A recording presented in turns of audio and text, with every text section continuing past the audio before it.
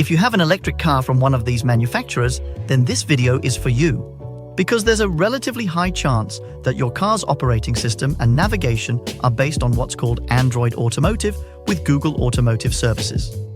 And if that's the case, then you have one of the electric cars that's the easiest to take on long trips because the car can calculate with great precision how much energy you'll use along the way and therefore plan your charging stops for you. It can even dynamically change your charging stops along the route if the conditions change during your trip. I would actually go so far as to say that at the moment, there is only one other electric car brand that does it better, and that's Tesla. On the other hand, Tesla can only plan automatic charging stops on the company's own supercharger network. And even though the supercharger network is generally considered one of the largest and best, and offers fairly good prices, there may still be people who, for one reason or another, would like to have some alternatives. And that's exactly what's possible in the Google-based system, where you can manually select specific charging providers that the car will then prioritize when planning your route. You can even go in afterwards and swap out individual charging stops, choosing other chargers nearby, if the charger the car has selected doesn't quite suit you. It's all relatively easy if you know how. But I personally had trouble figuring it out at first, so that's why I've made this video, which will hopefully help others. So let's take a look at how to do it. Now I'm sitting here in our Renault Megane, which also has an operating system based on Android Automotive and uses Google-based navigation. And if your car is a different make, well, then the Google navigation should look more or less the same. What you need to do, and you actually only need to do this once, is go in and press this little lightning bolt up here in the corner. That will bring you to a list of charging stations, and at the top of that list, there are some filter options, and those are the ones we need to access. If I press up here, then I can change the filters. At the top, I can choose the minimum charging speed that the charger I go to should have. That means I can tell the car to only select chargers that can charge at least this speed. Here, I can choose between 50 kilowatts, 150 kilowatts, or 350 kilowatts or faster. But since very few electric cars today can charge at up to 350 kilowatts, 150 kilowatts is a pretty good compromise because 50 is just a bit too slow. Below that, I can choose compatible plugs. By default, it's set to Type 2 CCS because that's the standard we use here in Europe. But at the bottom, I have payment options, and this is where it gets interesting because if I tap on it, I get a list of a whole bunch of different charging providers. And I can see that at the top, there are some that Google thinks are often used in Denmark, but there's neither Clever, Norlys, Circle K, nor Q8 and similar. But I think it's because Google's system primarily includes charging networks that are present in multiple countries, and for example Clever, even though they are very big in Denmark, as far as I know, they are, at least for now, only in Denmark. The list might change over time. Google is, after all, online-based, and they continuously update their maps, so maybe more options will become available along the way. But when you're driving in Europe, what's important is, of course, that some of the major European providers are available, and fortunately, they are down here. For example, both Ionity and Tesla's supercharger.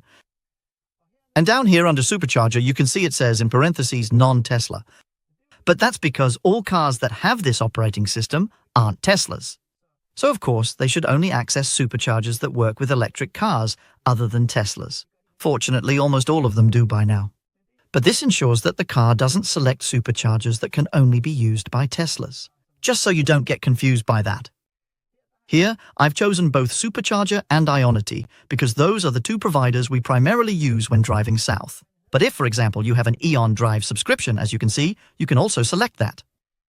Here you can simply choose the ones you want the car to use in its route planning. So once that's done, I can close the menu and then I'm basically ready to navigate and let the car plan my charging stops for me. And as I said, I only need to do this once. Now let's try to create a route to, let's say, Paris. Then I should get quite a few charging stops along the way, and the car should ideally only choose Ionity and Tesla superchargers, if all of this works. I can see that it has chosen 7 charging stops, and if I click on route details, I can also see that it has first selected an Ionity up here as number 1, then a Tesla, then another Ionity, then 3 Teslas, and finally, number 7 just before Paris, yet another Ionity charger. So that's exactly how it should be. I have experienced a few times that the car chooses a different charging provider than the ones I have selected in my filter.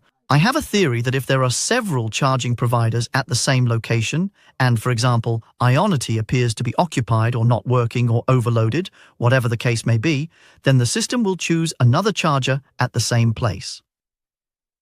I don't know if that's actually the case, but I have at least seen it sometimes switch between choosing another charger, and then when you try again, it selects the Ionity charger that it was supposed to in the first place. But fortunately, you can actually go in and replace each individual charging stop with other chargers nearby.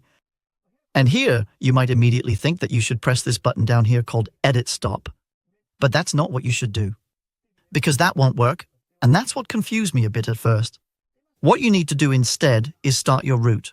And once the route is active, you can press this little point of interest icon down here, and then you'll actually get a list of all your charging stops. And here, I can then go in and select a single charging stop. Let's take number 7, and then I get a replace button down here at the bottom. I also get information about the charging stop itself, what facilities are available, what's the phone number, and so on and so forth. But if I press replace down here, the system will find other chargers again based on my filter criteria, but only chargers that are nearby. And here I can see that number 1 is the one currently selected. It's right here. That's my Ionity. But it has found a supercharger down here, and it has found another supercharger up here. And as you can see, if I scroll through the list, it zooms further and further out and finds things that are farther and farther away from my route. Typically, I would probably want one of the first options it shows here. So let's say I decide I want to use the one called number 2, which is down here, then I can just tap on it. And then I get the option to choose that stop instead, and I can see that it says I'll arrive with 13% remaining if I select it. I'm doing that now, and I can see that my 7th stop has now been replaced. And I could do the same with the other stops as well if I wanted to. So it's really not any harder than that once you know how.